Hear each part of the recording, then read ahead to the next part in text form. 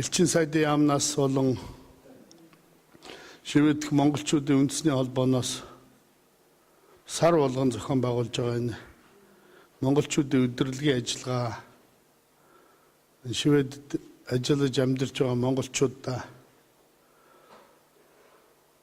байнгын мэдээлэлээр хангах ийм зорилготой ажлыг энэ он гарсаар санаачлан зохион байгуулж байгаа. Энэ ажилд та бүхэнд хэрэгцээтэй маш олон янзын мэдээлэлүүд өгөгддөг. Тэгээд энэ ажлаа бас манай нөхдүүд өргөжүүлээд зөвхөн Стокгольмд биш бас Göteborg хотно ажиллаж байгаа монголчуудад очиж бас холбогдох мэдээллүүдийг хийсэн байгаа. Тэгэхээр энэ сайхан уламжилт ажлын хүрээнд өнөөдрийн энэ өдөрлөгийг ашиглаад Элчин сайд миний бие 2009-оос 2013 онд Монгол улсаас Шведийн вант улс цугаа онцгойд бүрэн эрэхт Элчин сайдаар ажиллах хугацаанд хийсэн ажлынхаа талаар нутаг нэгтүүд та бүхэндээ бас товч мэдээлэл хий гэж бодсон юм. Миний албан ёсны томилтын хугацаа дуусч эх сарын 8-ны өдөр эх орондоо бүр мөсөн буцах гэж байгаа. Тийм учраас энэ бүр мөсөн буцаасаа өмнө бас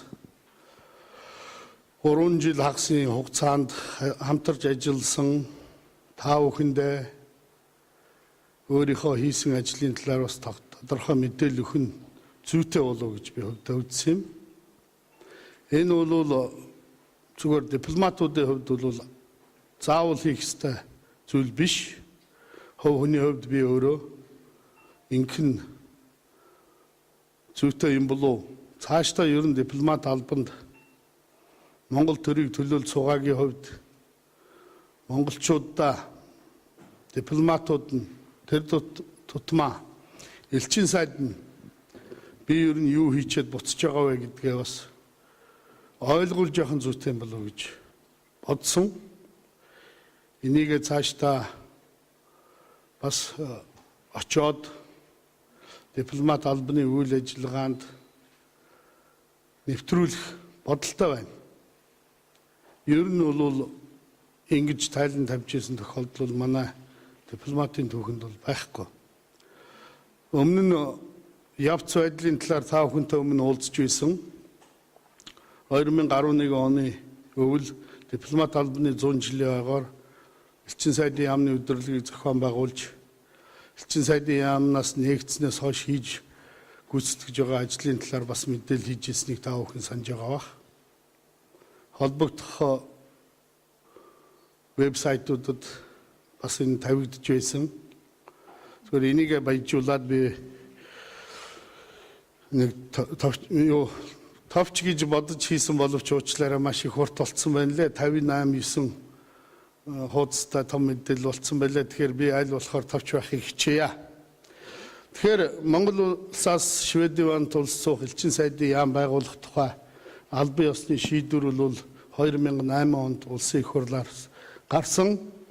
Энэ Швед улс суух Элчин сайдын яам бол Скандинавын орнууд гэж нэрлэгддэг Шведийн вант улс, Даны вант улс, Норвегийн вант улс болон бүгд найрамдах Финлянд улсыг хавсран суухаар ийм шийдвэр 2008 оны 2 дугаар сарын 6-нд гарсан юм а. Ингээд Монгол улсын засгийн газраас 2009 оны 4 дугаар сард тогтоол гарч тус Элчин сайдын ямыг 4 оронтоотойгоор баталсан. 3 дипломат ажилтан, 1 техник ажилтны оронтоотойгоор. За миний бие бол онцгойд бүрэн эрэхт Элчин сайдаар 10 дугаар сарын 2-ны өдрийн Монгол улсын ерөнхийлөгчийн зарилгаар томилогдож итгэмжлэгч охичгээ ерөнхийлөгчөөс гардан авсан. Ирээд анх ажилласан хамт олон маань бол энд байгаа та бүхэн бүгдийг таньж байгаа. Элчин сайдын яамны зөвлөх мөнхөө 3 дугаар нарын бичгийн 2 дугаар нарын бичгийн дараа Уянга аж ахуй эрхлэгч болоод Чинбат бид дөрвөлөө ирж 2009 оны 11 сараас эхлэн энд ажилласан. За одоо байгаа хамт олонны хувьд бол та бүхэн таньж байгаа. Манай хамт олон бүрэн бүрэлдэхүүнээрээ өөрчлөгдсөн. Одоо хамгийн сүүлд өөрчлөгдөх гэж байгаа хүн бол би байна. Тэгээ одоо 1-р нарийн бичгийн дарга Кокэн, 3-р нарийн бичгийн дарга угад консулын ажилтан Мөнх Түшиг, аж ахуйн эрхлэгч Жолооч Баттах гэсэн бүрэлдэхүүн тэгэхээр өнөөдөр Элчин сайдын яам үйл ажиллагаагаа явуулж байна. За миний бие 2009 оны 12-р сарын 2-нд Шведийн Вант улсын цог жавхланд хаан Карл 16-р Густавт итгэмжиглэж өчгөө барьсан. Энэ өдрөө Монгол улсын Элчин сайдын яамны талбайг мандуулсан юм а. Дараа нь 2010 оны 2-р сард Дани Вант улсад, 3 сард Норвегийн Вант улсад, 4 сард Бүгд найрамдах Финлянд улсад итгэмжиглэж өчгөө тус барьсан. Энээс хойш Монгол улс гэдэг өөрийн Элчин сайдын яамын үйл ажиллагааг эхэлсэн. Ингээд хийсэн ажлаа би хэдэн хэсэг болгож ярих гэж бодож байгаа. Нэгдүгээрт улс төрийн харилцааны чиглэлээр бид юу хийвэ гэж. Аливаа Элчин сайдын яамны үйл ажиллагааны гол чиглэл бол хоёр орны хоорондын улс төрийн харилцааг хөгжүүлэх явдал байдаг. Улс төрийн харилцаа хөгжүүлнэ гэдэг бол юуны өмнө харилцан айлчлалуудыг зохион байгуулах, яриа хэлэлцээрүүдийг зохион байгуулах, байнгын харилцааг хадгалах энэ томоохон үүрэг байдаг. Энэ улс төрийн харилцааны хамгийн том ажил бол одоо төрийн тэргүүнүүдэд харилцан айлчлал байдаг. Өнгөрсөн 3 жил хагасын хугацаанд бидний хийсэн нэг ажил бол Монгол улсын төрийн тэргүүнийг өөрийн суугаа болон хавсрын суугаа 4 орондоо дөрвөлөнд нь айлчлуулсан юм. Энэ бол манай улс төрийн харилцааны чиглэлээр болсон хамгийн том ололт гэж хэлж болно. Монгол улсын төрийн тэргүүн түүхэндээ анх удаа Скандинавын орнуудад айлчилсан. 2010 оны 10-р сарын 5-наас 7-ны өдрүүдэд Финлянд улсад айлчилсан. Энэ үеэр бас манай Швед дэх монголчуудын төлөөлөгчд очиж уулзж ирсэн энэ зураг нь байна. За дараа нь мөн сарын 7-оос 10-ны өдрүүдэд Дани Вант улсад айлчилсан. Дани Вант улсын парламентын дарга ерөнхий сайд нартай уулзаж бас Малмогийн монголчууд бас Копенгагенд очиж монголчуудтай уулзж. За хариу айлчлалын хувьд бол Монгол улсын ерөнхийлөгч Элбэг Доржийн урилгаар Финлянд улсын ерөнхийлөгч Тара Халанен 11 онд айлчилсан. Энэ бол Скандинавын орнуудын төрийн тэргүүнүүдийн зүгээс Монгол улсад хийсэн анхны түүхэн айлчлал байсан. Энэ хүрээнд Монгол Финляндын засгийн газар хоорондын хэлэлцээр явагдажсэн. За та бүхэн санаж байгаа өнгөрсөн оны 12 оны 10-р сард Монгол улсын ерөнхийлөгч Норвегийн Вант улсад айлчилсан. Энэ үеэр ерөнхий сайд хаанд бараалхаж ерөнхий сайдтай уулзсан. За мөн үргэлжлүүлээд Шведийн Вант улсад гэргийн хамт айлчилсан. Энэ бол бас Монгол улсын төрийн тэргүүний анхны айлчлал байсан. Төрийн тэргүүнүүдээс гадна парламент хоорондын харилцаа бол манай орнуудын хувьд бол томоохон шийдвэрлэх үүрэгтэй. Яагаад гэвэл манай улсууд бол парламентын засаглалтай орнууд учраас хэдийгээр бидний суугаа болон хавсрын суугаа орнууд хаант засаглалтай ч гэсэн ер нь бол энэ нь бол парламент засаглалтай улсууд уламжлалаа харж хаант засаглалтай гэж явдаг болохоос төрийн бодлогын бол парламент нь тодорхойлдог. Энэ утгаараа парламент хоорондын харилцааны асуудал бол хоёр орны хоорондын томоохон харилцааны асуудал. За энэ жилийн 3-р сард Дани парламентын тэргүүлэгчид бүрэн бүрэлдэхүүнээр парламентын дарга Лефитов өөрийн 6 орлогчийн хамт Монгол улсад айлчлалаа. Энэ бол хоёр орны хоорондын парламентын харилцаанд шинэ алхам болсон. Одоо ирэх 6-р сард Финляндийн парламентын дарга Монгол улсад айлчлахаар бэлтгэлээ хангаж ажиллаж байна. За түнчлэн засгийн газар хоорондын комиссийн хоролдоон гэдэг бол улс төрийн яриа хэлэлцээрийн бас нэг онцлог хэлбэр байдаг. Энэ чиглэлээр Монгол улсын засгийн газар Финляндийн засгийн газар хоорондын комисстай зарим оронтой бол байдгүй, зарим оронтой байдаг.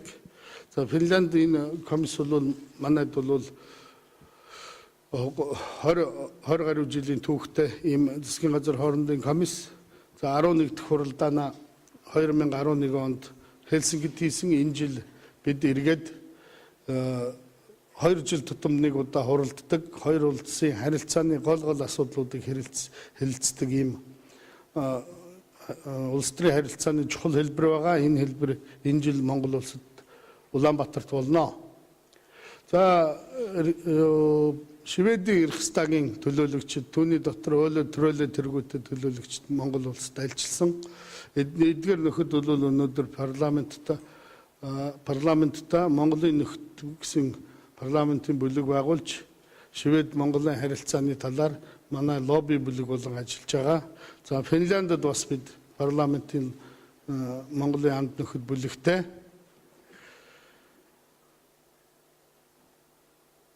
За улс төрийн харилцааны нэг онцгой хэлбэр бол гадаад яам хоорондын зөвлөлт уулзалтууд байдаг. Манай гадаад яам бол гадаадд 39 элчин сайдын яамд дипломат төлөөлөгчийн газартай гэдгийг та бүхэн мэдж байгаа бох. Нийтдээ 160 гаруй оронтой дипломат харилцаатай. За энэ дипломат харилцаатай орнуудынхаа гадаад яамдтай зөвлөлт уулзалтуудыг хийдэг. 2 жил тутамд харилцан зөвлөдөж, уулзаж, хоёр талын болон олон талт харилцааныхаа сонирхсан асуудлуудаар өөрсдийн байр сууриа солилцож, санал бодлоо солилцож, байр сууриа нэгтгэдэг. Энэ хэлбэрийн ажил бол Финланд манай хооронд бол засгийн газар хоорондын комиссын гадаад яам хоорондын зөвлөлдөх уулзалт бол тогтмол ажилладаг. За Швед Монголын хооронд засгийн газрын хоорондын зөвлөлдөх уулзалтыг 12 онд анх удаа хийсэн байгаа. За Дантай гадаад яам хоорондын зөвлөлдөх уулзалтыг бас шинээр эхлүүлж байна. Анхны зөвлөлдөх уулзалт Улаанбаатар хотно ирэх намар болно. За түнчлэн зөвхөн өндөр дэд хэмжээний айлчлал биш, салбар хоорондын айлчлалууд. За тэрэн дотроо гадаад харилцаа хариуцсан яамдуудын айлчлалын асуудал онцгой чухал байр суурьтай. Зүгээр манайхаас бол гадаад хэргийн сайд нар бол ерөнхийлөгчийн айлчлалын хүрээнд айлчлалуудыг хийсэн байгаа. Бие даасан айлчлалууд хийгдэг байгаа. За Шведийн гадаад яамнаас бол гадаад худалдааны асуудал эрхэлсэн төрийн нарийн бичгийн даргууй манайхаар бол дэд сайдын арангийн хүн Монгол улсад өнгөрсөн онд айлчилж өөрийн худалдааны төлөөлөгчдийн хамт очиж Монгол Шведийн харилцааны асуудлаар яриа хэлцээ хийсэн. За хоёрдугаар ер нь элчин сайдын яамны хариуцдаг харилцааны хоёр дахь том асуудал бол худалдаа эдийн засгийн асуудал байдаг. Ялангуяа орчин цагт бол худалдаа эдийн засгийн асуудал бол нэгдүгээр тавигдж байгаа. Төрүүчийн засгийн газарч, одоогийн засгийн газарч бүх дипломат төлөөлөгчдийн газраас шаардж байгаа шаардлага тавьж байгаа шаардлага бол юуны өмнө гадаад харилцааг эдийн засгч болох замаар хоёр орны худалдаа эдийн засгийн харилцааг урагшлуулах чиглэлээр тодорхой ажлуудыг хийхийг биднээс шаарддаг. Энэ чиглэлээр бол бид бас баггүй зүйлүүдийг хийсэн. Монгол Шведийн бизнес эрхлэгчдийн уулзалт Стокгольм хотно бараг 3 удаа зохион байгууллаа.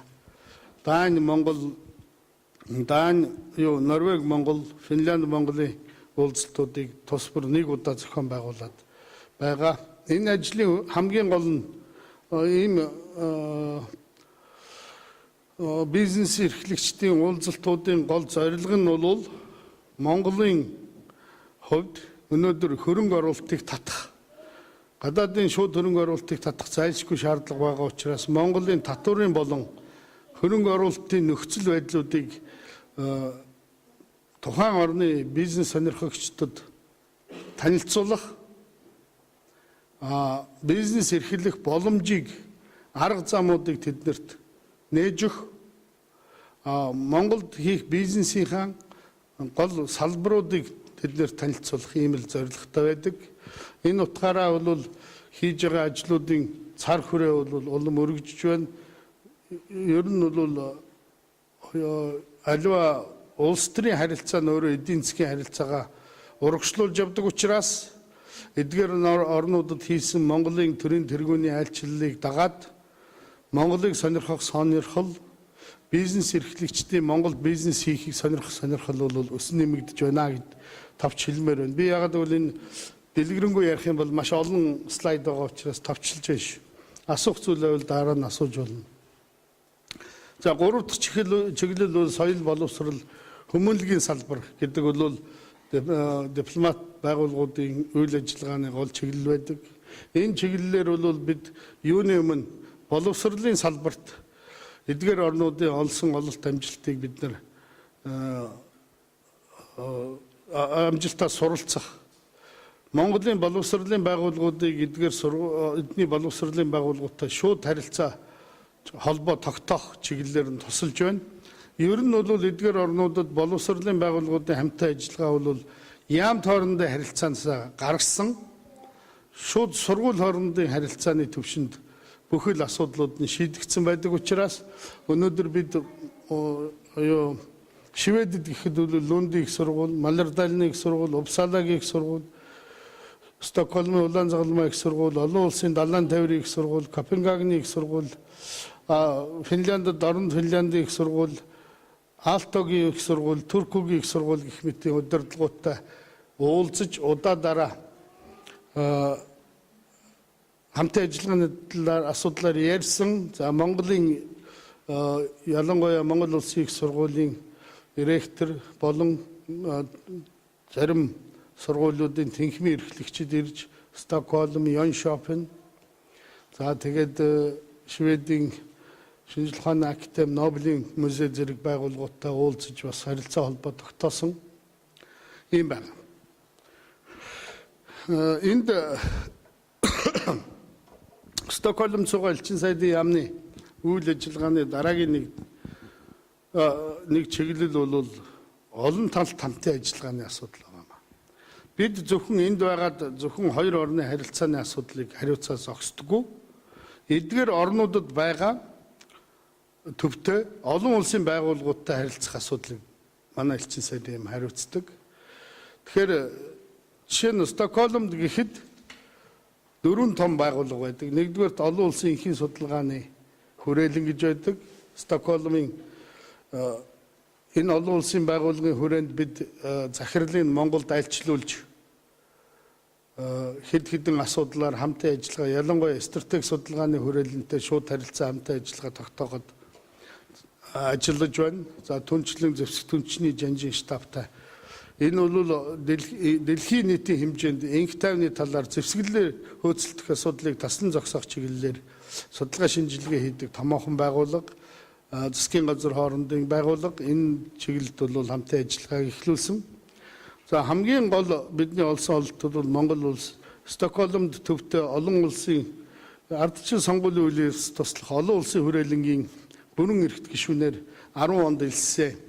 Ирснийхаа дараа би энэ асуудлыг эдний талд байгууллагад тавьсан, Монголын талаас өргөдлийн өгсөн. Ингээд 10 онд бид энэ байгууллагын бүрэн эрхт гишүүн болсон. Энэ байгууллага бол дэлхийд дахина ардчлалыг төлөвшүүлэх сонгуулийн үйл явцыг боловсронгуй болгоход судалгаа явуулдаг нэгдсэн үндэсний байгууллагын түнш байгууллага, маш нэр хүндтэй олон улсын байгууллага байдаг. Энэ чиглэлээр Монгол улстай нэлээд олон чиглэлээр хамтран ажиллаж байгаа.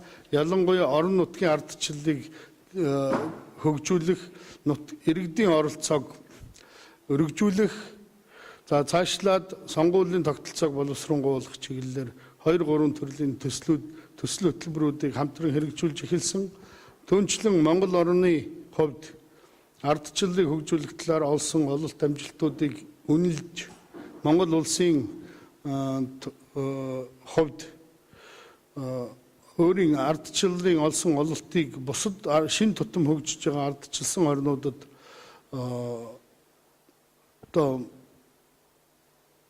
сургаж туршлагаасаа зааж сурах чиглэлээр хамтарсан төсөл хөтөлбөрүүдийг хэрэгжүүлж эхэлсэн.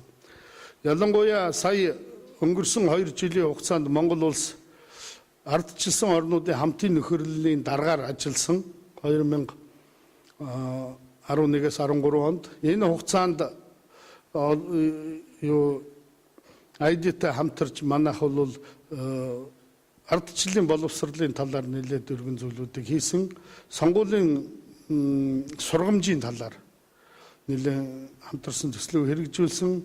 Ялангуяа Хойд Африк, Баруун Арабын орнууд, Төв Азийн орнууд, өөрөөр хэлбэл шин тутам ардчлал хөгжиж байгаа улс орнуудад сонгуул явуулах туршлага, Монголд явуулсан сүүлийн 20 жилд явуулсан 5 сонгуулийн туршлага дээр үндэслээд томоохон сургалт хамтарсан явуулсан. За энд байдаг бас нэг олон улсын байгууллага бол Дэлхийн усны түншлэлийн байгууллага гэдэг Global Water Partnership гэж байгууллага байдаг.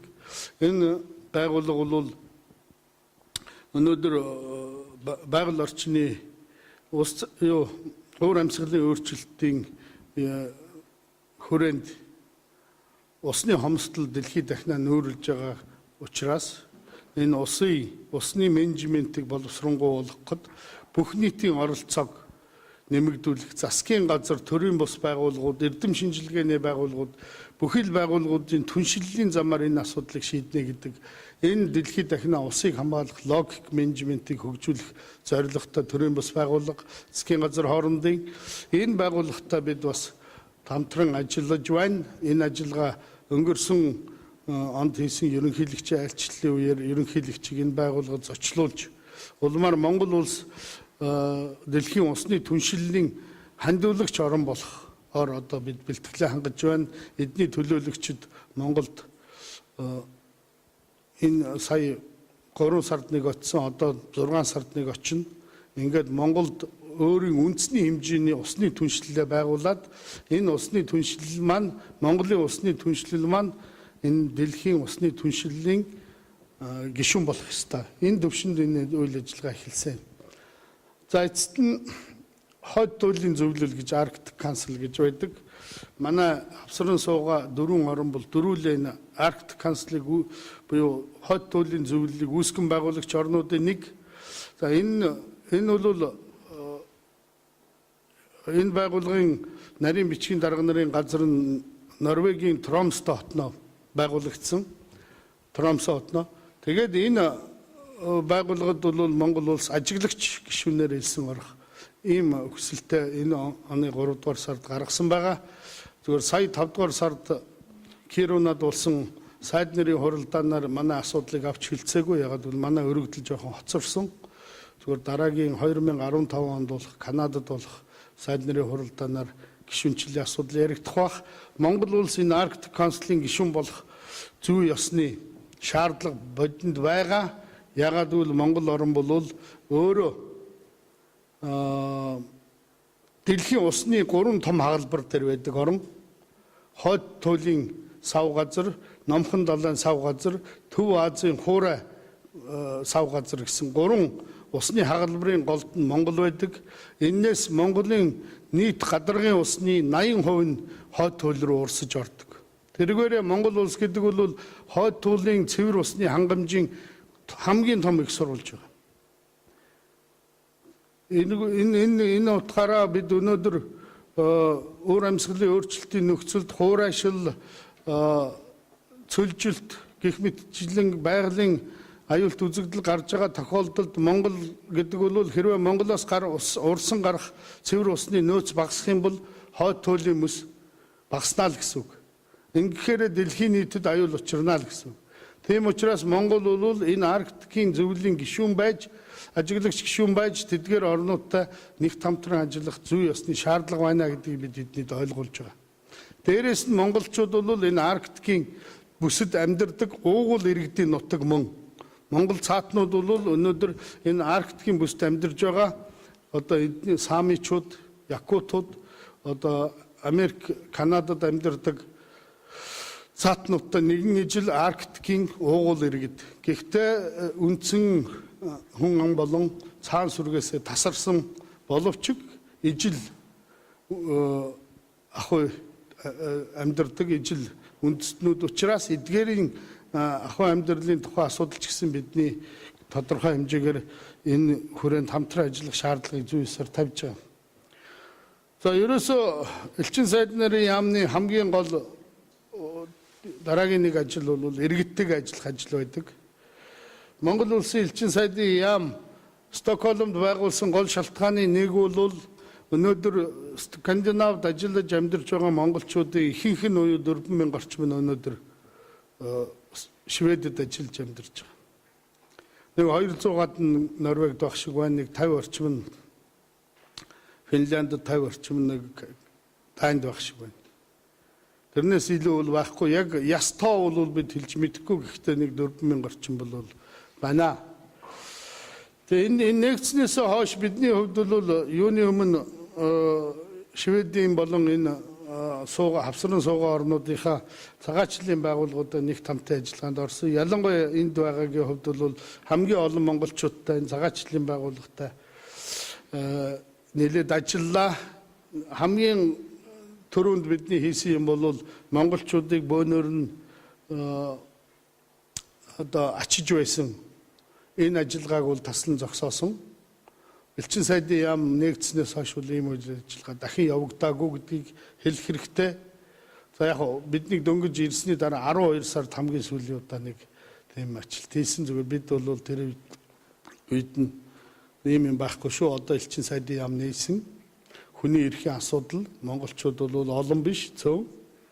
Хэрвээ үнэхээр одоо хууль бусаар амьдарч байна гаргах шаардлагатай гэж үзвэл хувь хүний шугамар, иргэний журмаар нэг нэгээр нь онгоцоор зардлын нөгөө буцаах хэрэгтэй та нар. Тэрнээс биш хоморголгож бөөнөр нь ачих явдал бол байж болохгүй гэдэг дээр бол харилцан тохиролцоонд төлөө энэ ажлаа зогсоосон. Энэ хугацаанд хийсэн консулын үйлчилгээний ажлын талаар манай түшгийн гаргаж өгсөн мэдээлэл байна. Энэ хугацаанд нэг хийгдсэн ажил бол шинжилсэн бүртгэл гэдгийг та бүхэн мэдж байгаа. Шинжилсэн бүртгэл эхэлснээс хойш өнөөдөр 2400 иргэн манайд бүртгүүлээд байна. Бусд нь бол зарим нь Монголдо бүртгүүлчихсэн, өмнө нь бүртгүүлсэн байж байгаа нь Монголд ирсэн байгаа баг. Огт бүртгүүлээгүй хүмүүс байж болох юм. Гэхдээ бол огт бүртгүүлгээ хүн бол бараг байхгүй болов гэж бодож байна. Ер нь бол ямар ч байсан шинжилсэн бүртгэлд 2400 хүн хамрагдаж байна гэдэг бол манай энд 4000 орчим монголчууд байгааг бол харуулж байгаа. За ингээд төрсний гэрчилгээ, гэрлэлт, итгэмжлэх, паспорт олголт, паспорт сунгах гэхтэл 1000 гараа явцсан байна. Шинээр паспорт олголт гэхэд 300 гаруй гарсан. За буцах үнэмлэх гэхэд 830 гаруй хүн авсан. Ингээд Монгол руу бол нийтдээ манай консулын үйлчлэгээний нэг онцлог бол виз олгох явдал байдаг. Өнгөрсөн хугацаанд гадаадын 4000 орчим хүнд виз олгосон байна. За өргөмжит консулуудыг манай зүгээс бас арга зүйн хувьд удирдах ажилдаг. Манайх бол өргөмжит консул Данд байгаа, Финляндд, Норвегид аль алинд байгаа. За бидний байх хугацаанд 11 онд Норвегид өргөмжит консулын газар шинээр байгуулагдаж Shuttle Crane гэж хүн шинээр ажил авсан. За өмнө Данд бол манай Сөрн Кристенсен Хаслунд гэж манай уг удмаараа Монголтой холбоотой хүн өргөмжит консул хийдэг гэдгийг та бүхэн мэдж байгаа. За Финляндд бол Henrik Jankis гэж хүн бол Монголын өргөмжит консулын ажлыг хийдэг. За элчин сайдын яамны зүгээс консулын үйлчилгээ иргэдэд үзүүлэхээс гадна иргэдийнхаа дунд соёл хүмүүжлийн ажлыг зохион байгуулах ажилд зарим талаар тусалцаа дэмжлэг үзүүлж ялангуяа энд ажилладаг төрийн бус байгууллагуудтай хамтран ажиллаж ирсэн.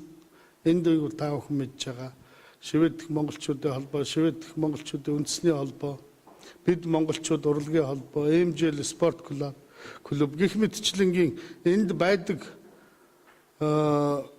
монголчуудынхаа төрийн бус байгууллагатай хамтарч монголчуудынхаа дунд байнгын соёл хүмүүжлийн ажлыг зохион байгуулж ирсэн. Энд бид их талархалтай байдаг. Энд монголчууд маань өөрсдөө маш идэвхтэй оролцдог. За бид нэг боломжийг гаргаж бас өөрийнхөө монголчуудыг дээрхийн гэгийн 14-р Далай ламтай уулзуулах арга хэмжээг зохион байгуулсан. Энэ Шведэд айлчлах үеэр нь яг маш яаралтай богино хугацаанд тэгээд урдчсан төлөвлөөгүй байсан учраас нийт монголчуудаа уулзуулах арга хэмжээг зохион байгуулж чадаагүй. Өөрийнх нь буусан зочдлын доор Шератон баха. Шератон зочдлын доор 100 гаруй монголчууд цуглаж уулзсан. За тэгээ холбоотойгоо хамтраад олон янзын арга хэмжээнүүдийг зохион байгуулж хэвшүүлсэн байна.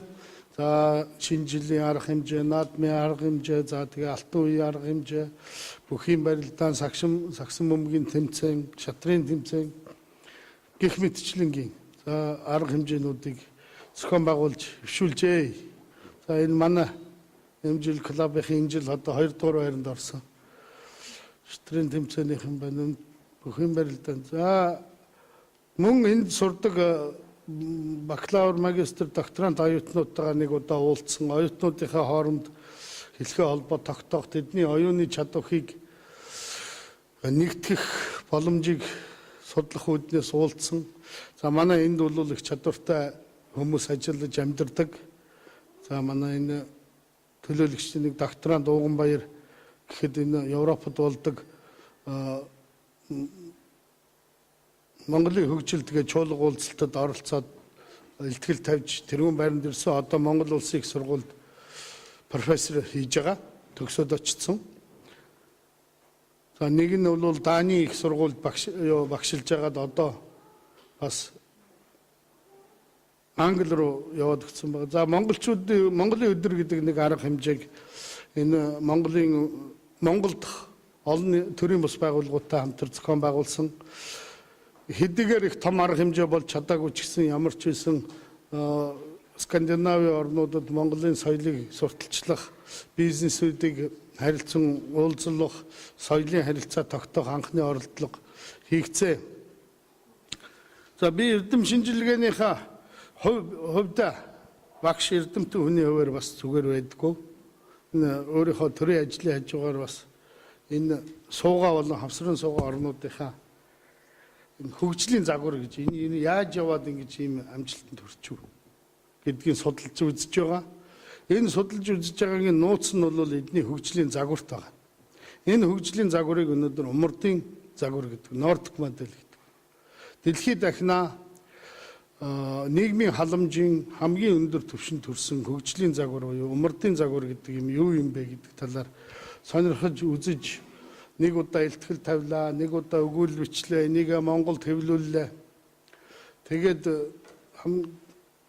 бас 11 онд энэ 7 дугаар чуулганд Лондонд өргөдөж очиж Монголын нийгмийн хөгжлийн загварын онол аргацсан асуудлаар энэ судалгаан дээр үндэслээд ер нь Монгол цаашдаа хөгжүүл ямар загвараар явбал болох вэ гэдэг талаар юу тавьсан. Тэгээд эцэст нь бол өнгөрсөн онд нийгмийн хөгжлийн загвар ба Монгол орн гэж цуврал нийтлэлүүд бичээд вебсайт ялангуяа цахим өртөнд байрлуулсан. Энэ нь бол олон вебсайтуудад тавигдсан.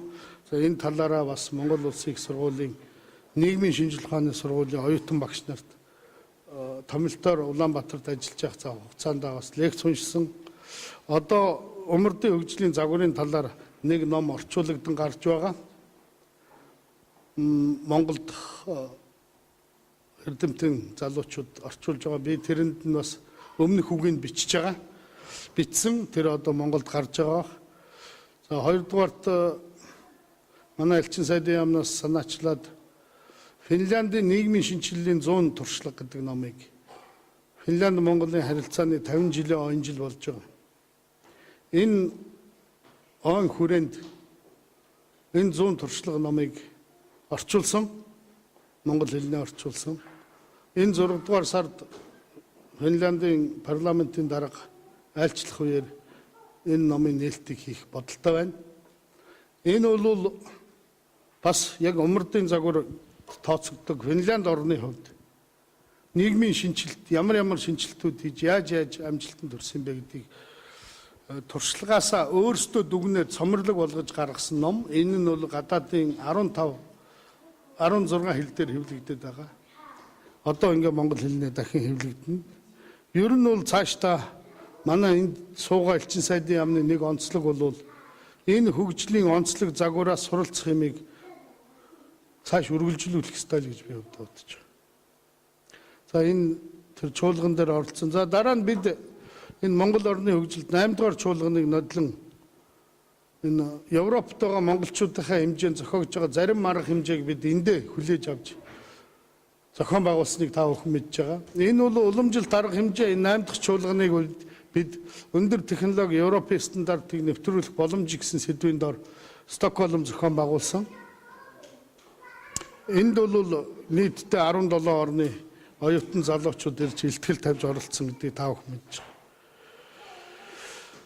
За энэ Европын улс орнууд сурч байгаа монголчуудын дунд зохиогддог сагсан бөмбөгийн 7 дахь удаагийн тэмцээн өнгөрсөн онд бас Стокгольм хотод зохион байгууллаа. Энэ бол спорт олон нийтийн чиглэлээр зохион байгуулж байгаа.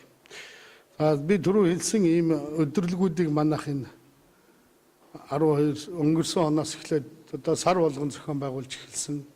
Энэ сайхан уламжлалыг бол энэ элчин сайд юм авч явах ёстой. Иргэдтэйгээ нүүр туульж уулздаг, санал бодлын сонсдог.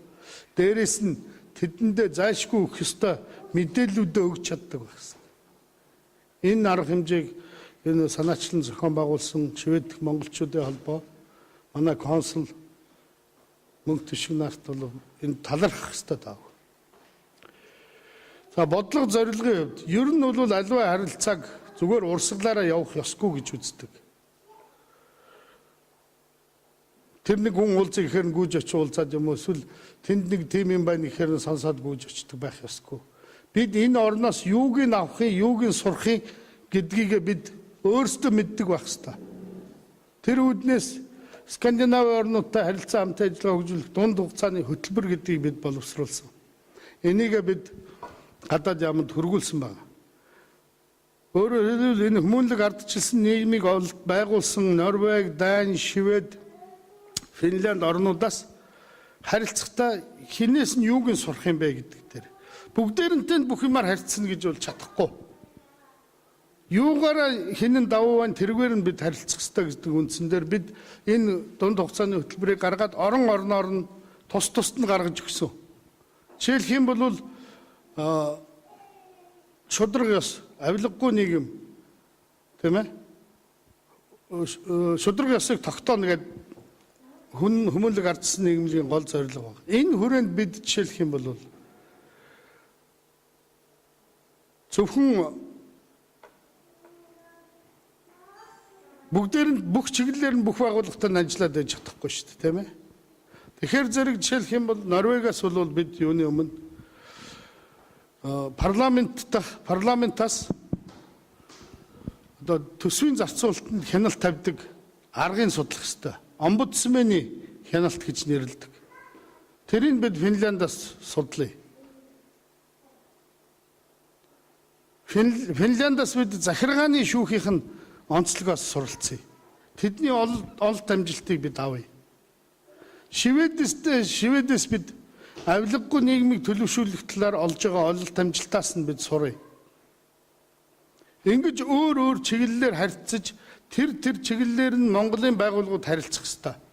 Тэрнээс биш манай харилцаа яг нүүдэлчин сэтгэлгээгээр байгаад байна.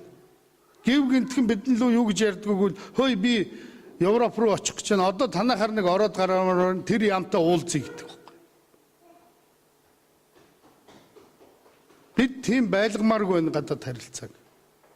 Яг Монгол сэтгэлгээр морио унаад давхиж яваа коконых руу орох гээд давхиж явсан замд нь мөнх төшгийг харагдан. За нэг цай уугаа мордъё гэдээ орчд.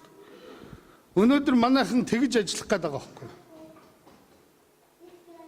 Тэхийн оронд жишээлх юм бол за боловсролын салбарт Финляндн дээр байна уу, Шведэн дээр байна уу гэж ялгуурлаж байгаа. Дээд боловсрол нь Шведтэй үзье. Ерөнхий боловсролын Финляндтай үзье. За уул уурхай гэж адилхан уул уурхай Финланд ч тэр Швед ч уул уурхайтай. Тэгтэл цэсийн боловсруулалтаар Финланд нь илүү туршлагатай. Төмрийг боловсруулах талаар дэлхийд Шведийн ган шиг нэртэй юм байхгүй. Тийм учраас бид Монголд төмрийнхөө хөдрийг боловсруулах хэмээх шивэдтэй хий. Зэсийг боловсруулж зэсхий хэмээх Финляндтай хийгээд тэр компаниудтай холбоо тогтоох чиглэлээр л ажиллаж байгаа. Тэрнээс биш бүгдийг авцраад нагаад энэ шивэдээс ирээд танай зэс боловсруулдаг юм байна уу гэдээ эднийд хэлэх юм бол байгаа л гэнэ л дээ. Тэгвэл Финляндыг гүцэхгүй л байхгүй. Газрын ховор элемент гэдэг энэ. Газрын ховор элементийг өнөөдөр боловсруулах үйлдвэрлэл явуулж байгаа цорын ганц компани Норвегид л байна. Европт. Тэрнтэй ажиллахаас биш цорын ганц лаборатори нь Финляндд байна. Тэрнтэй ажиллахаас биш газрын ховор элементийг хоёулаа хамтрая гэд шивэд хэлэх юм бол энд нэг ч мэрэгжилтэн байхгүй ч гэж магадгүй. Тийм учраас бид цаашдаа харилцааныхаа асуудлыг дунд хугацааныхаа хөтөлбөрийн хүрээнд өөрийн бодлогоор зохицуулах ёстой гэдгийг бид хэлээд байгаа. За дүгнэлт гэж хэлэх юм бол өнгөрсөн 3 жил хагасын хугацаанд Монгол улсаас суугаа болон хавсрын суугаа орнуудтай хийж байгаа улс төрийн харилцаа өндөр дээд түвшинд хүрлээ гэж хэлж болно. За эдийн засгийн харилцааны хувьд бол эдийн засгийн харилцааны шин эхлэл тавигдж байна. Тухайлах юм бол Швед Монголын хоорондын худалдаа сүүлийн жилд 3 дахин өслөө. Монгол Финляндийнх 70% өслөө. Даан Монголын хөрөнгө оруулалт бараг 100 саяар 200 сая хүрч өсөж байна. Энэ бол Элчин сайдын яамыг нээж ажилуулсны үр дүн бид тодорхой хэмжээгээр тэдэндээ хурж ажиллахыг зорьсны үр дүн бахаа гэж найдаж байгаа. Хоёр дахь чиглэл бол бид Монгол иргэдтэйгээ ажиллах үйл ажиллагаанд өөрийн гэсэн ажлын уламжлал харилцааны тогтсон хэлбэртэй болсон.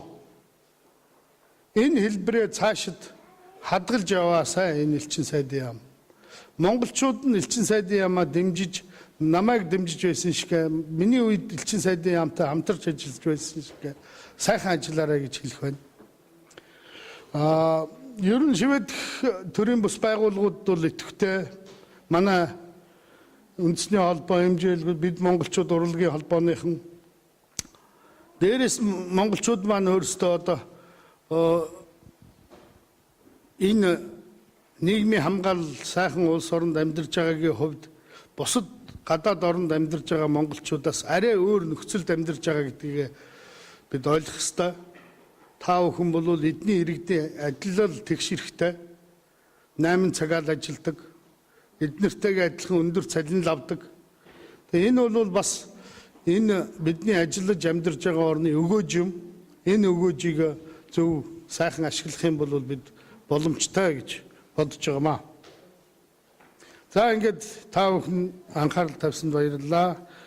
Та бүхэнд бүгдээрэнд нь одоо энэ Швед нутагт ажиллаж амьдарч байгаа нийт монголчуудаа цаашдаа орондоо эвтэй тийм ээ Монгол улстай хайртай өөрийнхөө үйл ажиллагаанд эх орныхоо төлөө гэсэн үйл ажиллагаанд хүн болгон хөв нэмрээ оруулахыг боддог тийм байх ёстой гэж бодож байна.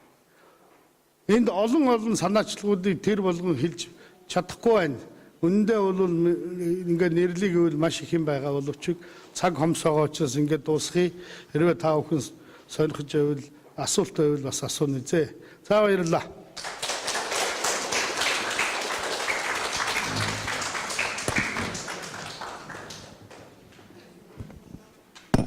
За 2009 онд Шведийн бант улсад за Скандинавийн одоо төлөөлсөн Скандинавийн орнуудад Монгол улсыг төлөөлөн элчин сайдаар дамжигдан ирсэн инх мандах сайд маань өнгөрсөн хугацаанд Швед монголчууд болон бусад орнуудад суугаа монголчуудаа одоо бас маш их дэмжиж тусалж хамтарч ажиллаж ирсэн ийм хүн байгаа. Тэгээд элчин сайдын яамны хамт олонны хувьд бол бас бид бол бас азтай гэж хэлж болно.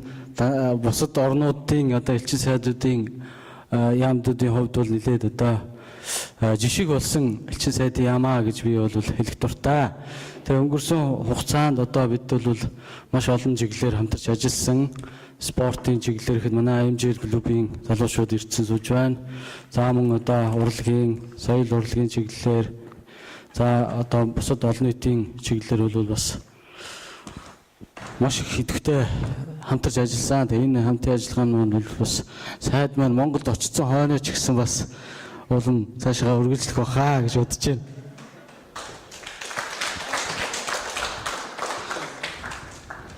За ингээд өнөөдөр бас элчин сайд инх манд за тэгэхээр нэгэнт одоо бас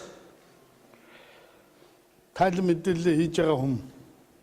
Тэгээ энэ дээр би бас ганц хоёр хүнд хэдэн хүнд өөрийн талархлыг гардуулъя гэж бэлдсэн юм аа. Өөрсдийнхөө үйл ажиллагаагаар ер нь өнгөрсөн хугацаанд бас олон хүн шагнал авсан баг. Тэгэхдээ өнөөдөр би бас хэдэн хүнд онцгойлж талархал үлдээе гэж бодсон юм. За Үзмэ багш байна. Энэ өөрийнхөө санаачлагаар монголчуудад, монгол хүүхдүүдэд хичээл зааж эхэлсэн. Цаашдаа сургуультай болоорой гэж өрөөе.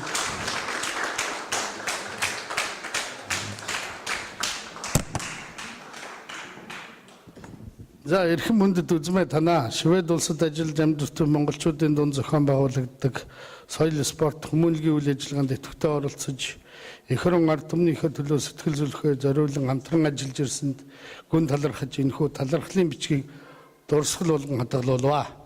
Элчин сайдын инх манд.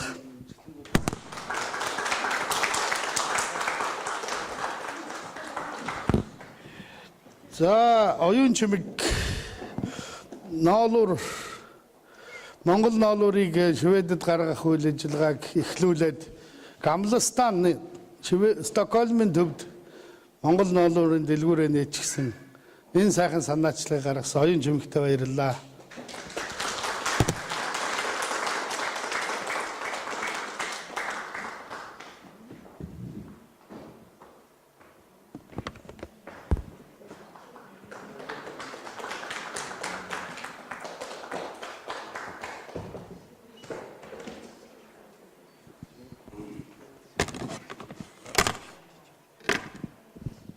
За Баторших хаана?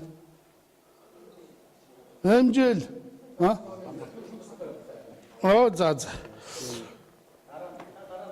Дараа юу яа. За дэлгэр цэцэг байна. Манай одоо вебсайт мэдээллийн олон нийтийн мэдээллийн хэрэгслүүд маш сайн ажиллаж байгаа. Тэгээд дэлгэр цэцэгтэй бид бас их талархаж байна. Свемон их идэвхтэй байгаа шүү.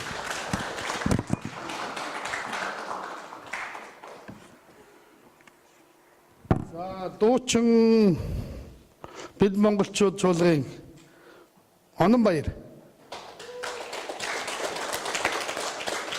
Манай энэ чуулга маань дөнгөж байгуулагдаад жил болоогүй шихэн байгаа. Гэхдээ одоо Европ дахин танигдж байгаа удахгүй тэгээд Монголоос урлагийнхныг хүсэхгүйгээр Монголын урлагийн соёлын өдрүүдийг зохион байгуулдаг чадвартай болох байхаа гэж найдаж байна.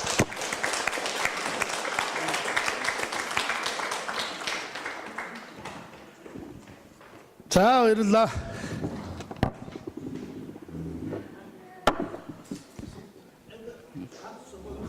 За.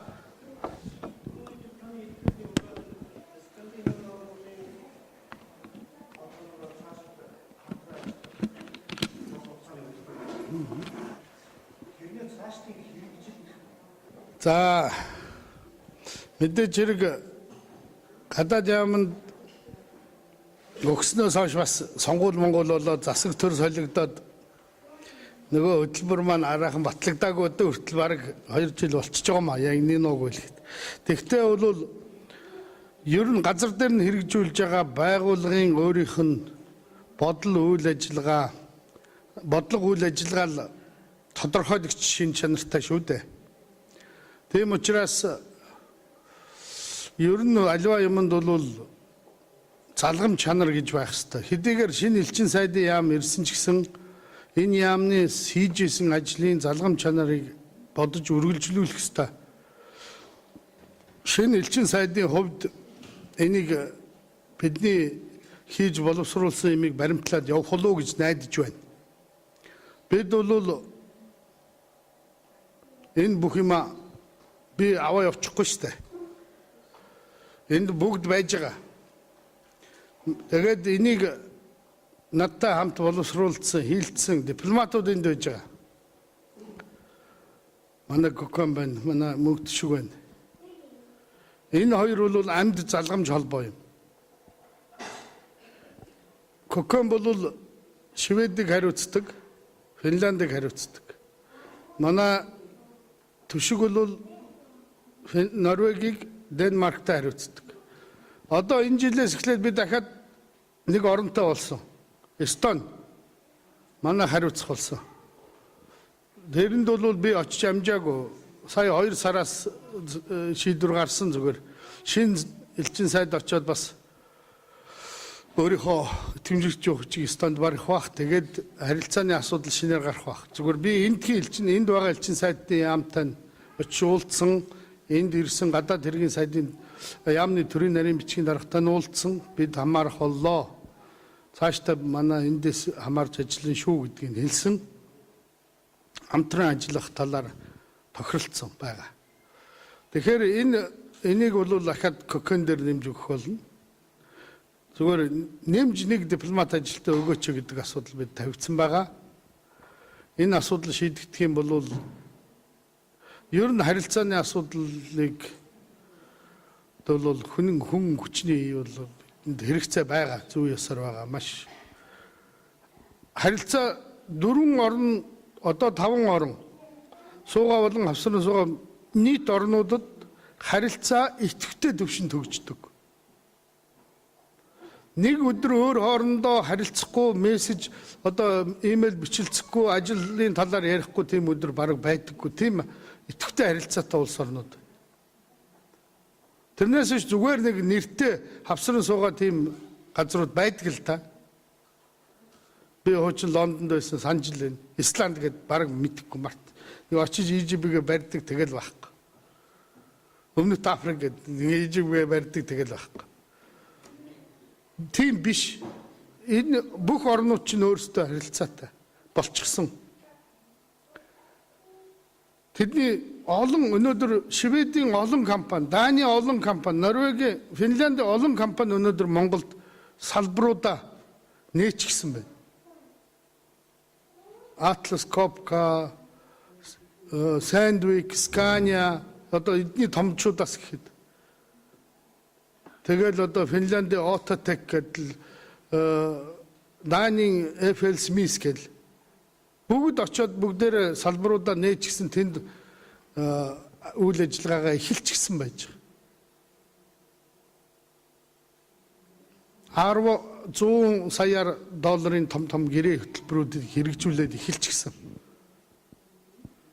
Ийм байгаа үед харилцаа идэвхж байгаа учраас ажиллах хүчний шаардлага бол зүй ёсоор байгаа. Зүгээр энийг шинэ элчин сайд өөрөө ойлгож энэ бидний хийж эхэлсэн ажлыг цаашдаа залгамжилж явах хаа гэж найдаж байна.